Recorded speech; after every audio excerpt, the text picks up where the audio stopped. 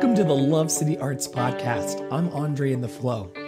I wanted to create a space where artists could come together and encourage all of humanity through the arts. So welcome to that space. Our next live event is November 19th in the West Village of New York City. For more information, to follow my journey and the journey of all of our artists, visit andreintheflow.com and lovecityarts.org. Please enjoy today's episode, and thanks for listening.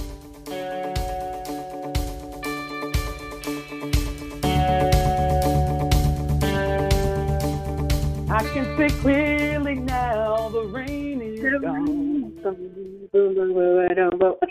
I can see all the obstacles in my way.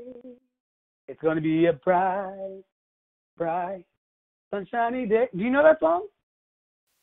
Yes, I do. Yes, I do. Oh, you just decided you weren't going to join along with me this week. No, I was singing the beginning, and then I was like, you go ahead and take it. Take it. No, this is a shared effort this week. Welcome, everybody, to the Love City Arts Podcast. I'm Andre in the Flow. And, of course, we have our guest back this week, Jeanleshea Ellis. Jeannie Wanderlust. You want to spell it this week for all the people? Yes, I'm sorry. Last week I messed y'all up. It's JeanIesWanderlust.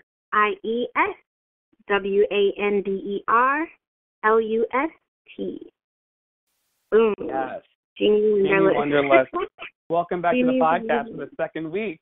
Yes. How was your day today? I am going through change. Any changes that you'd like to share, or what's going on? That a girl goes through when she's living inside. Don't want to take it out on you. Oh. Just one of those days. Monica. Oh. Monica, just one of them days. Digging within today and doing my self-work. This whole weekend was dedicated to self-work and loving on myself and just really getting to the deeper root about myself. Like, no distractions. I hate saying dealing with my mess. But that's pretty much what I have been doing, sorting out my mess, sorting out my life. So I've been doing just that today. Nice. I think it's really important that we take the time to really initiate self-care in our journey. For me, today that looks like drinking lots and lots of water. I realized kind of about an hour ago that I am really dehydrated, and that the reason why I wasn't quite firing on all cylinders was because I need to drink more water. And so self-care for me right now looks like downing this Nalgene bottle of water and just really making sure that I'm hydrated and focused on, taking care of my body temple so that I can be here and show up fully for you. How's your heart doing this week? My heart root is mending. It's in a mending. I'm healing wounds. Focusing on, not focusing on the hurt, but growing from the hurt. So I would say that that's exactly where I'm at this week, is I'm just growing from the hurt. It's kind of like it happens, keep it moving. That's it. I find that it's so easy to get sidelined sometimes by the bad things that happen to us. Probably not even close to the same level of what you may be experiencing. But this week I overslept on Friday by like 3 hours. And I missed the pre-meeting. I missed the meeting. I just missed. And I had to make a decision on the way into the office when I was taking the train. I said, am I going to allow this situation that's happened to dictate the rest of my day and kind of spin off and just ruin it and the whole day is blown? Or am I just going to accept that, like, this really crappy situation happened? There's nothing I can do about it now, and then put my best foot forward. And so I'm finding that sometimes the best way for me to facilitate or help along my healing process is through just allowing and recognizing what happened. It was what it was. It is what it is. It may have been the best thing that happened to you or the worst thing that ever happened to you. Time will tell. But in the meantime, how are we going to work to put our best foot forward from the present moment? Mm-hmm. Yeah, this week I wanted to start off by talking about coming from the place of that question. How's your heart? Where's your heart focus? In Buddhism, which is one of the paths that I practice, they have a heart sutta. And this particular passage of Buddhist text and Buddhist teaching deals with just centering energy in the heart and maintaining a presence in the heart. And so wherever our listeners are this week and whatever path they're going through, whatever you're going through, whatever I'm going through, it's important that we take a moment right now, even in the middle of this podcast, to draw our attention to the heart. Put your right hand over your heart and just call in love. Call in that divine love that understands, even when we don't understand. A divine love that makes sense of the senseless. Perhaps you've been watching the news this week, and it's gotten you a little agitated. I know we were talking earlier, perhaps you've been on Facebook and gotten a bit agitated. Maybe you're taking a break from Facebook and you're finding peace in that. But it's more important these days, more than ever in our time, to really listen to the heart. Focus on the heart. Ask the heart what it's trying to say and where it's trying to lead. I know that last week when we were speaking on episode 1, our launch episode of the podcast, we finished talking about self-acceptance and intuition. And so I'm going to pick up this week with you, Jean, with that question. Intuition. What is it to you? Intuition is the knower. When you know what you know. I think last week we were talking about, in your knower, deeper than you know.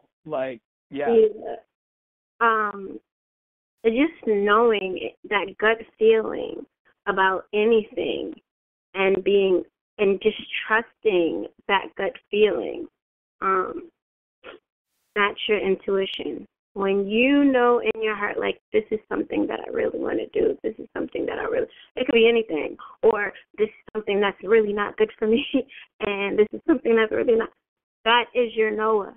That is your intuition telling you, ding, ding, ding, ding, ding, ding, ringing the alarms, warning you to do whatever it is. Take care of yourself. Intuition is that alarm that is going to warn you to take flight or to stay. And for me, I feel like sometimes it's as simple as take this left hand down the street, or, maybe I should stop here before I go to the next destination. And then you get up further down the road and you realize that there was an accident there, or the other day on my block, I was just coming on through. Maybe it may have been Halloween night. I'm coming on through the block. I don't live in a ridiculous part of town, but I was coming on through, and I was just a little delayed that night, going home a little later on Halloween night than I usually arrive home. And then an app on my phone alerted me that someone had been hurt, had caught a beat down in the park that's a half block from my house. And perhaps I could have been involved in that or gotten caught up in that had it not been for some inner guidance saying, take your time. Don't rush this night. You'll get there when you get there. Have you had any specific instances where your intuition is really about a situation? There's a couple of situations where my intuition was like, "Hey, girl, time to go." what do I want to share with you guys? Because it's just so many instances where my intuition will flare up and just be like, oh, no, sis. Oh, no, you got to run. All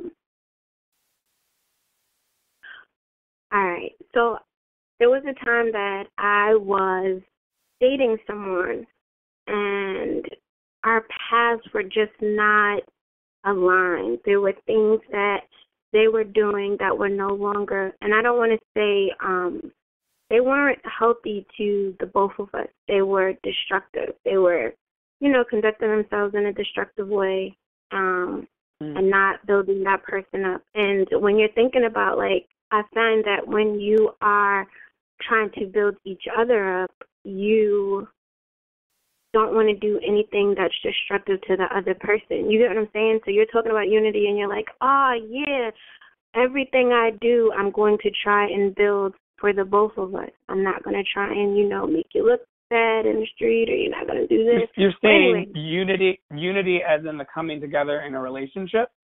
Yeah. So I even want to share this with you guys. So in that moment, I found that this person wasn't who I needed them to be for the both of us. And I had to make a decision.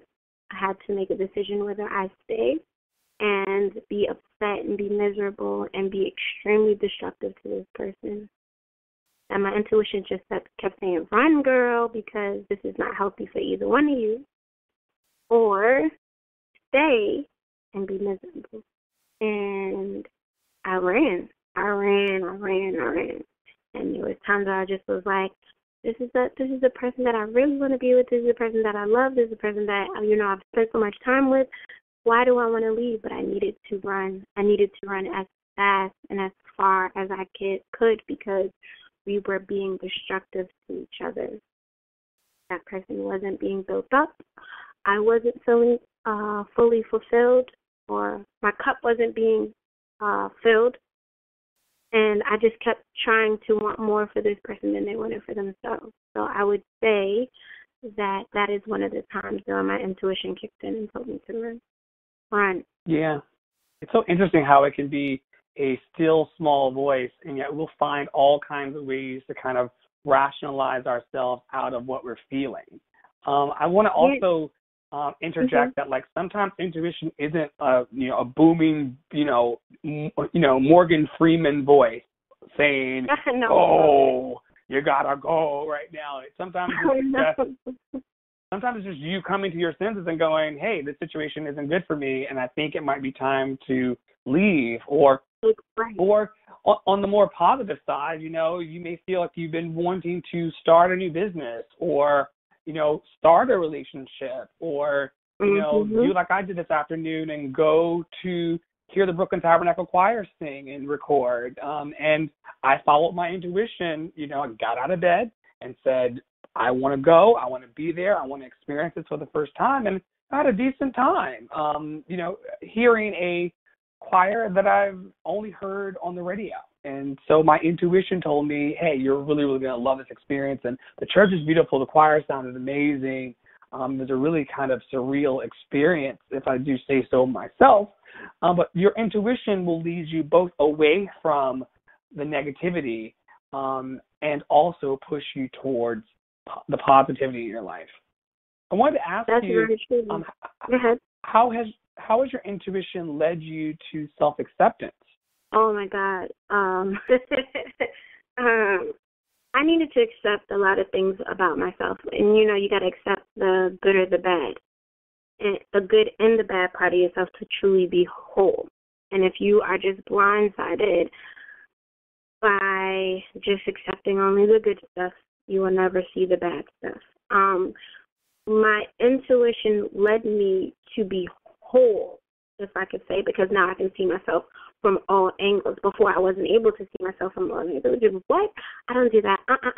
And then I just sat back and I was just like, wait a minute. This. Okay.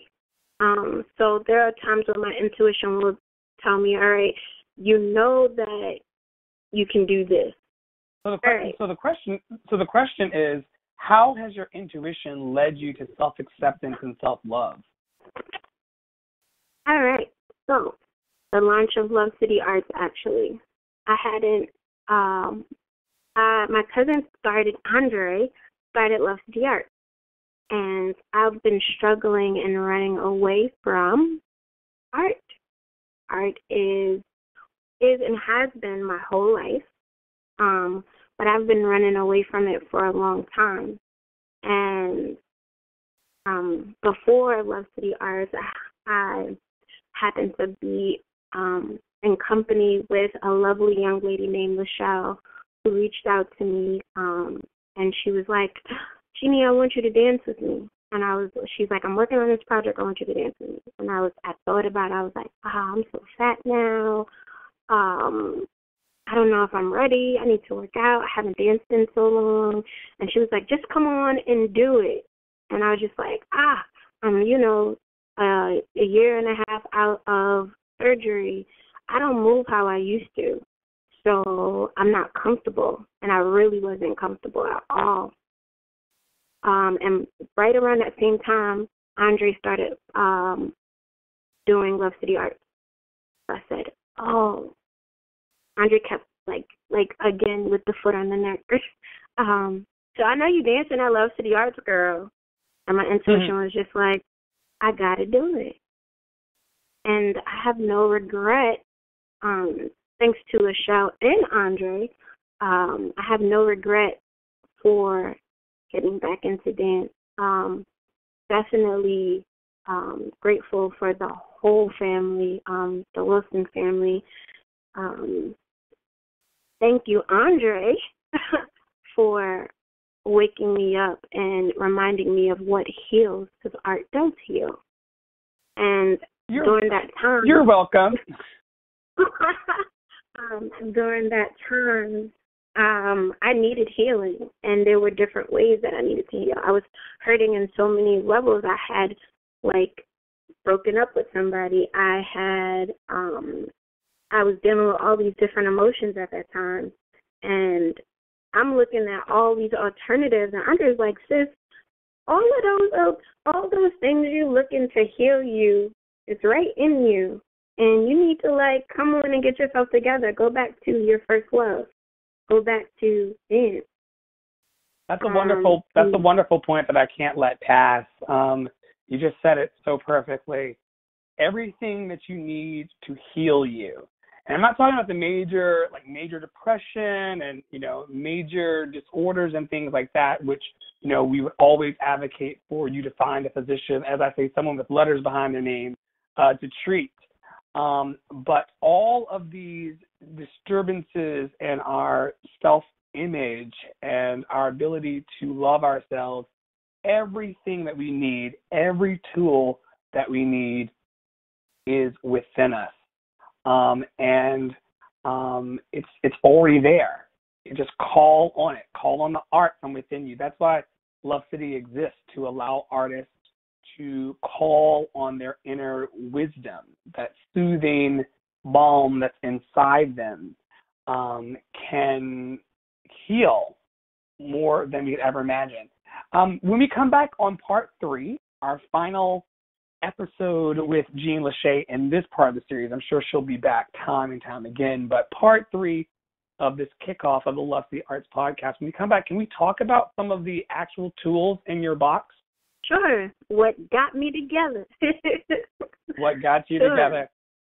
I want to let everybody know that as Jean has been talking about it, this is the Love City Arts podcast that's part of Love City Arts, which is an encouragement platform that I started to lift up all of humanity through the arts. And we're having a healing gathering at St. John's Lutheran Church on November 19th in the West Village in New York City. That event is going to be at 6 p.m. It's a healing gathering, a Love City Arts healing gathering at St. John's Lutheran Church. They are our partner venue for these events. We are now at our 6th event with them. That's November 19th at 6 p.m. Refreshments will be provided. Come say hello. Come grab a free hug. Hugs and smiles are always free. As you've heard, Jeanleshea will be performing. We're going to be doing some collaborative work together, and it's going to be amazing. And speaking of which, I want to let everyone, yes, woo woo. And I want to let everybody know about the Love City Arts artist profiles that are now live on lovecityarts.org. On lovecityarts.org, you'll find all the information about the healing gathering that I just spoke about, various previous videos of our gatherings in case you want to see what the feel and the vibe of it is. And there's so much more there. And then also know that we here at Love City Arts Podcast, we broadcast roughly every week or so on all the spaces where you listen to your podcast, your favorite podcast. And we're now available on SoundCloud, Stitcher Radio, TuneIn Radio, Apple Podcasts, and the Overcast app. One additional ask for our listeners. If you have something in your life that brings you love and you want to share it with us, feel free to call the Love City Arts hotline. Yes, you have a hotline now. 404-585-1278 is the number. Once again, that's our Love City Podcast hotline, 404-585-1278. I would love to hear your comments about the podcast wherever you're listening, and also to hear where do you source your love. And if selected, I'll play them back on next week's podcast episode. Thanks so much for listening. Yeah. I'm Andre in the Flow. I'm here with Jeannie Wanderlust. Jeannie Wanderlust. Hope you have a great week, everybody. We'll see you on our final wrap-up episode of our talk with Jeanleshea Ellis of the Love City Arts Podcast next week. Thanks for listening. Thank you for listening to the Love City Arts Podcast today. For more information, to follow my journey and the journey of all of our artists, visit andreintheflow.com and lovecityarts.org. Thanks again for listening.